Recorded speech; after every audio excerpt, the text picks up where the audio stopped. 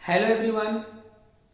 तो आज हम लोग पढ़ने वाले हैं किसी यूनिफॉर्म इलेक्ट्रिक फील्ड में अगर कोई इलेक्ट्रिक डाइपोल को रख दिया जाए तो उस इलेक्ट्रिक डाइपोल पर यूनिफॉर्म इलेक्ट्रिक फील्ड के द्वारा टोटल कितना के बराबर इलेक्ट्रिक फोर्स एक्सर्ट होगा। आज हम लोग इसी का कैलकुलेशन करेंगे। लेकिन सबसे पहले हम लोगों को यह समझ लेना चाहिए कि यूनिफॉर्म इलेक्ट्रिक फील्ड हम लोग कहेंगे किसे, कब हम लोग इलेक्ट्रिक फील्ड को यूनिफॉर्म कहेंगे। तो पहले आप लोग बताइए, सोचिए आप लोग इलेक्ट्रिक फील्ड में कितनी बातें होती हैं? दो बातें होती हैं, एक मैग्नीट्यूड और सेकेंड डायरेक्शन। अगर कहीं ऐसा हो कि स्पेस में प्रत्येक पॉइंट पर इलेक्ट्रिक फील्ड का मैग्नीट्यूड इक्वल हो जाए और इलेक्ट्रिक फील्ड का डायरेक्शन भी क्या हो जाए, सेम हो जाए हर जगह, तो ऐसे इलेक्ट्रिक फील्ड को क्या कहेंगे? यूनिफॉर्म इलेक्ट्रिक फील्ड कहेंगे। क्लियर हो गया। और इसी यूनिफॉर्म इलेक्ट्रिक फील्ड में एक इलेक्ट्रिक डाइपोल को रखना है और इलेक्ट्रिक फील्ड के द्वारा उस इलेक्ट्रिक डाइपोल पर टोटल इलेक्ट्रिक फोर्स का कैलकुलेशन हम लोगों को करना है। तो अभी हम लोगों को एक बात और समझना है, इलेक्ट्रिक फील्ड अगर यूनिफॉर्म हो और डायग्राम बना के उसे रिप्रेजेंट करना हो तो कैसे रिप्रेजेंट करेंगे। तो देखिए, आप लोगों एक बार पहले चर्चा कर चुके हैं, फिर आज चर्चा कर दे रहे हैं। जब कभी यूनिफॉर्म इलेक्ट्रिक फील्ड को डायग्राम के द्वारा रिप्रेजेंट करना होगा तो क्या करेंगे हम लोग? Equi distant parallel straight line draw करके और यूनिफॉर्म इलेक्ट्रिक फील्ड को हम लोग डायग्राम के द्वारा रिप्रेजेंट करते हैं। तो यहां देखिए, इक्वी डिस्टेंट का मतलब हुआ इक्वल डिस्टेंस पर इलेक्ट्रिक फील्ड लाइन होने चाहिए। और कैसा होना चाहिए? पैरेलल होना चाहिए एक दूसरे के। इलेक्ट्रिक फील्ड लाइन जब भी हम लोग रिप्रेजेंट करेंगे फील्ड लाइन एक लाइन के द्वारा, तो उस पर एक एरो जरूर देते हैं।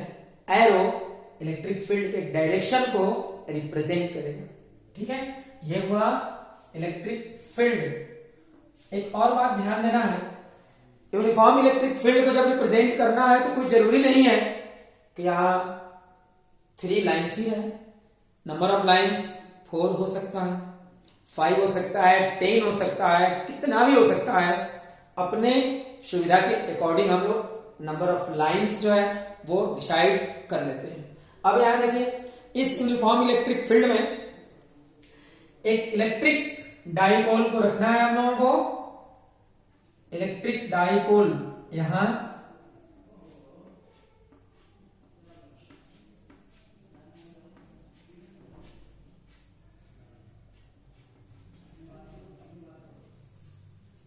एक point charge minus small Q और यहां पॉइंट चार्ज होगा plus small Q. Electric dipole हो गया। और अब बताना है कि इस इलेक्ट्रिक डाइपोल पर इलेक्ट्रिक फील्ड के द्वारा टोटल फोर्स, इलेक्ट्रिक फोर्स कितना के बराबर होगा। तो पहले सोचेंगे, क्या सोचेंगे? फोर्स क्यों लगेगा। अगर क्यों का जवाब आपको देने आ गया तो अब याद करने की जरूरत नहीं है, आप खुद कभी भी बना सकते हैं, सॉल्व कर सकते हैं। तो क्यों फोर्स लगेगा आप लोग पढ़े हुए हैं। किसी भी इलेक्ट्रिक फील्ड में इलेक्ट्रिक चार्ज को अगर रख दिया जाए तो इलेक्ट्रिक फील्ड उस इलेक्ट्रिक चार्ज पर इलेक्ट्रिक फोर्स एक्सर्ट करेगा। इलेक्ट्रिक फील्ड के द्वारा पॉजिटिव चार्ज पर फोर्स किधर लगता है? इलेक्ट्रिक फील्ड के डायरेक्शन में लगता है। और इलेक्ट्रिक फील्ड के द्वारा जो निगेटिव चार्ज है उस पर इलेक्ट्रिक फोर्स किस डायरेक्शन में लगेगा? इलेक्ट्रिक फील्ड के अपोजिट डायरेक्शन में लगेगा। तो इलेक्ट्रिक डाइपोल में दो पॉइंट चार्ज होते हैं, इलेक्ट्रिक फील्ड में रखे हुए हैं, तो इलेक्ट्रिक फील्ड इन दोनों पॉइंट चार्ज पर इलेक्ट्रिक फोर्स एक्सर्ट करेगा। तो पॉजिटिव चार्ज पर इलेक्ट्रिक फील्ड के डायरेक्शन में फोर्स लगेगा और ये देखिए कितना के बराबर हो जाएगा, तो F प्लस और ये होगा Q इंटू E के बराबर। कैसे? इलेक्ट्रिक फील्ड के द्वारा इलेक्ट्रिक चार्ज पर लगने वाले इलेक्ट्रिक फोर्स का जो मैग्नीट्यूड होता है वो होता है चार्ज का मैग्नीट्यूड और इलेक्ट्रिक फील्ड के मैग्नीट्यूड का प्रोडक्ट के बराबर। क्लियर हुआ? ये हो गया। निगेटिव पॉइंट चार्ज है, निगेटिव चार्ज पर इलेक्ट्रिक फील्ड के द्वारा जो इलेक्ट्रिक फोर्स एग्जर्ट होता है ना, वो फोर्स किधर एग्जर्ट होता है, इलेक्ट्रिक फील्ड के अपोजिट डायरेक्शन में। तो यहां पर जो फोर्स एग्जर्ट होगा इलेक्ट्रिक फील्ड के अपोजिट डायरेक्शन में ऐसे, और इस फोर्स को हम लोग रिप्रेजेंट करेंगे माइनस के द्वारा, और ये किसके बराबर होगा, फिर इलेक्ट्रिक चार्ज का मैग्नीट्यूड, नेगेटिव चार्ज है, मैग्नीट्यूड कैसे निकालेंगे, चार्ज के साइन को छोड़ देंगे, मैग्नीट्यूड हो जाएगा Q, और इलेक्ट्रिक फील्ड का मैग्नीट्यूड E। यहां हम लोग क्या देख रहे हैं, इलेक्ट्रिक डाइपोल को जब भी हम लोग इलेक्ट्रिक फील्ड में रखेंगे तो दो फोर्स लगेंगे इलेक्ट्रिक डाइपोल पर, दोनों का डायरेक्शन जस्ट अपोजिट है। यूनिफॉर्म फील्ड में रखिएगा तभी ऐसा होगा, डायरेक्शन जस्ट अपोजिट हो गया, और इनका मैग्नीट्यूड देख लीजिए, दोनों का क्या है, सेम है। पॉजिटिव पॉइंट चार्ज पर भी Q इंटू ई, और निगेटिव पॉइंट चार्ज पर भी Q इंटू ई। अब इन दोनों का सम करेंगे तो आप लोग वेक्टर में तो जानते हैं, पढ़े हैं, क्या पढ़े हैं, इक्वल मैग्नीट्यूड और अपोजिट डायरेक्शन अगर दो वेक्टर का हो तो उनका रिजल्टेंट जीरो के बराबर होगा। मतलब यहां दोनों फोर्स को जब हम लोग ऐड करेंगे वेक्टर के मेथड से तो इनका रिजल्टेंट क्या होना चाहिए, जीरो के बराबर होना चाहिए। ऐसे भी आप लोग पढ़े हैं, अपोजिट डायरेक्शन में अगर दो वेक्टर हो और मैग्नीट्यूड दोनों का अलग अलग हो तो रिजल्टेंट का मैग्नीट्यूड कैसे फाइंड करते हैं, बड़ा मैग्नीट्यूड में से छोटा मैग्नीट्यूड को सब्ट्रैक्ट कर देंगे, घटा देंगे। यहां दोनों का मैग्नीट्यूड इक्वल है तो दो वेक्टर का मैग्नीट्यूड इक्वल हो, डायरेक्शन अपोजिट हो, तो रिजल्टेंट का मैग्नीट्यूड फाइंड करने के लिए आप किसी भी वेक्टर के मॉड में से सेकेंड वेक्टर के मॉड को घटा सकते हैं। तो यहां पर देखिए, the resultant electric force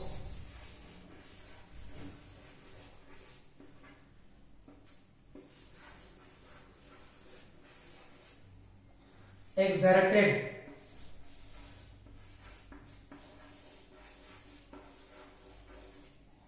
on the electric dipole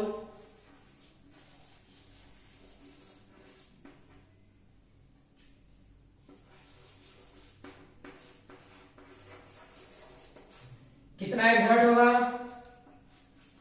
resultant force का मॉड निकालना है हम। तो मॉड कैसे निकलेगा, जब अपोजिट डायरेक्शन हो, इक्वल मैग्नीट्यूड हो, तो किसी भी एक फोर्स के मैग्नीट्यूड में से जो सेकेंड फोर्स है उसके मॉड को सब्ट्रैक्ट करेंगे, और यहां होगा resultant force equal to QE minus QE, और अंत में यहां क्या हो जाएगा, resultant force equal to zero. देख लीजिए क्या रिजल्ट आ गया, ये ऑब्जेक्टिव टाइप क्वेश्चन में पूछा जाता है। मतलब इस टॉपिक से ये एक ऑब्जेक्टिव टाइप क्वेश्चन बना, और क्या बना, अगर इलेक्ट्रिक फील्ड यूनिफॉर्म हो और उसमें किसी भी इलेक्ट्रिक डाइपोल को अगर हम लोग रख देते हैं तो यूनिफॉर्म इलेक्ट्रिक फील्ड के द्वारा इलेक्ट्रिक डाइपोल पर एग्जर्ट होने वाला रिजल्टेंट इलेक्ट्रिक फोर्स का वैल्यू जीरो के बराबर होता है।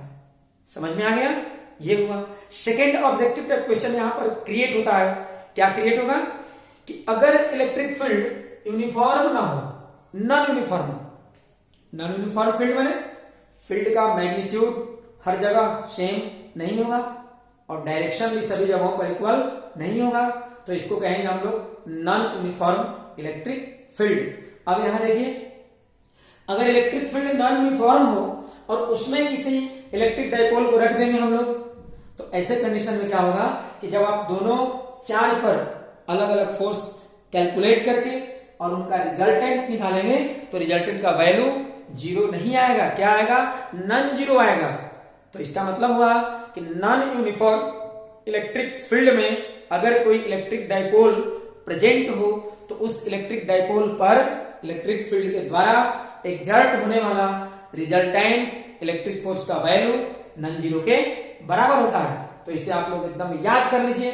क्या याद करना है, इलेक्ट्रिक फील्ड यूनिफॉर्म तो इलेक्ट्रिक डाइपोल पर एग्जर्ट होने वाला रिजल्टेंट इलेक्ट्रिक फोर्स 0 और इलेक्ट्रिक फील्ड नॉन यूनिफॉर्म, तो इलेक्ट्रिक डाइपोल पर एक्सर्ट होने वाला रिजल्टेंट इलेक्ट्रिक फोर्स का वैल्यू नॉन जीरो होगा। समझ में आ गया? तो आज हम लोग इतना ही रहने देते हैं।